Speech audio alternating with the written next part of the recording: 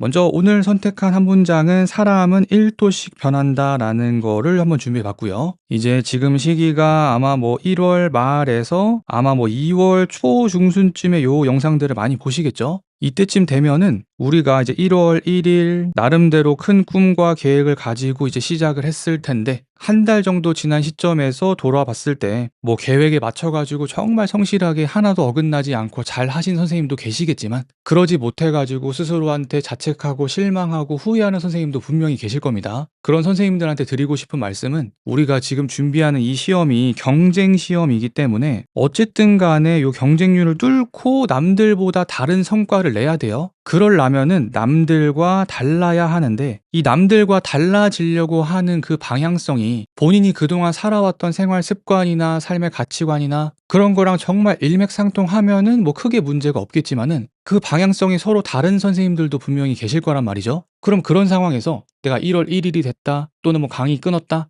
해가지고 오늘부터 진짜 열심히 해야지, 그렇게 새롭게 마음을 먹고 다른 방향으로 걸어가려고 하더라도 이미 수십 년 동안 선생님이 걸어온 그 방식이 자꾸자꾸 이 방향으로 선생님을 이끌어 가는 거예요. 그러다 보면은 오늘 하루 이거 하려고 계획을 세웠는데, 밥 먹고 나서 스마트폰 조금 하고 유튜브 조금 보고 그러다 보니까 1시간 40분 정도 지나가지고, 에이 그럼 정각쯤에 시작하지 하고서 정각쯤에 시작하다가 그렇게 공부 좀 하려고 치는데 금방 또 밥 먹을 시간 다가오고, 그러면 밥 먹을 때까지만 놀고 밥 먹고 나서 진짜 공부 열심히 해야지, 그러고 나서 밥 먹었는데 식곤증 때문에 또 공부 못하고, 이런 갖가지 이유들로 해가지고 스스로에 대한 약속을 지키지 못하는 경우가 더 많다고 볼 수 있습니다. 그리고 이제 그런 경험들이 몇 번 쌓이다 보면은 스스로에 대해서 실망과 자책을 너무 하는 걸 넘어서서 '나는 그냥 안 될 사람인가 보다. 변하기는 글렀다.' 이러면서 포기를 해버릴 가능성도 있습니다. 그리고 거기다 더불어서 한 가지만 더 말씀을 드려보면은, 우리가 그동안 살았던 방식에서 변화를 주려면은 마음가짐만으로는 부족하거든요. 왜냐하면 이 마음 먹는 거 합리화 한 번만 해버리면은 금방 다시 마음 돌아가 버리니까, 마음은 너무나도 힘이 약합니다.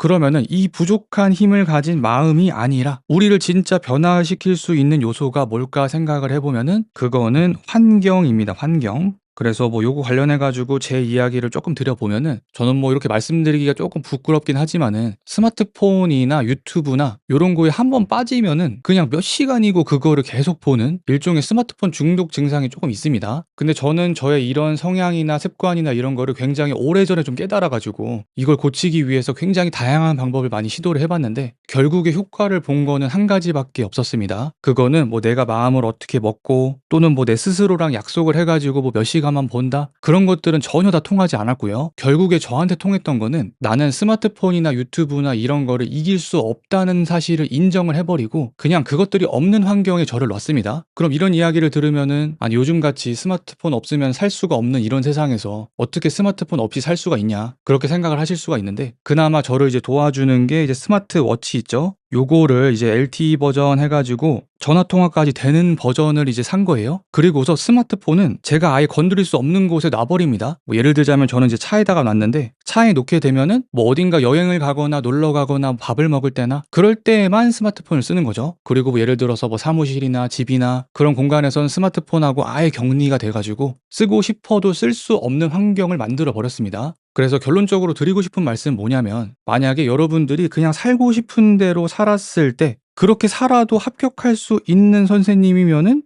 고민할 것도 없겠지만, 사실 대부분의 선생님들은 살고 싶은 대로 살았을 때 합격할 확률이 거의 없잖아요. 그러면은 요 각도를 고쳐줘야 되는데, 이 고치는 과정에서 스스로 동기부여, 열정, 마음가짐 이런 거에 기대지 마시고, 제가 생각했을 때 유일한 방법은 환경을 바꾸는 것 뿐입니다. 그러니까 만약에 스마트폰이 문제다, 그럼 스마트폰을 없이 살 수 있는 환경을 만드시고, 또 예를 들어 가지고 공부하러 나가기만 하면은 공부를 잘 하는데 맨날 집에서 게으름 피우다가 공부하러 나가질 않는다, 그러면은 아침에 무조건 나가야만 하는 일을 환경을 만드시고 그 나간 김에 공부하러 가는 거예요. 그래서 우리는 어쨌든 간에 이 환경의 영향을 굉장히 많이 받기 때문에, 처음에 환경 조성하고 그 루틴 만드는 게 처음에는 어렵지만 그 한 번만 뚫어놓게 되면은 그 다음부터는 술술 풀리게 되거든요. 그리고 그렇게 살다 보면은 훨씬 더 적은 에너지로 방향 수정을 할 수 있고, 그렇게 습관이 들고 자연스러운 공부를 하면서 합격에 도달하게 되면은, 이 합격에 도달하는 이 과정 자체가 괴롭지가 않고 그냥 내가 살던 대로 살았는데 합격을 했네? 이런 식으로까지 생각이 들 수가 있는 겁니다. 그래서 아무튼 드리고 싶은 말씀은, 지금 이제 1월에 거의 마지막이 돼가는데 만약에 1월을 조금 만족스럽지 못하게 보내셨다면 내가 지금 살고 있는 환경은 공부에 적합한가? 적합하지 않은 요소들은 뭐가 있고 어떤 요소들을 제거하고 또 내가 움직이게 만들려면 어떤 환경을 조성해야 될까? 그것만 잘 마련해도 남은 1년이 굉장히 스무스하게 흘러갈 수 있을 거라고 생각합니다. 그래서 요 이니셜 고체 마지막 강의는 환경의 중요성을 강조하면서 마무리해 보도록 하고요.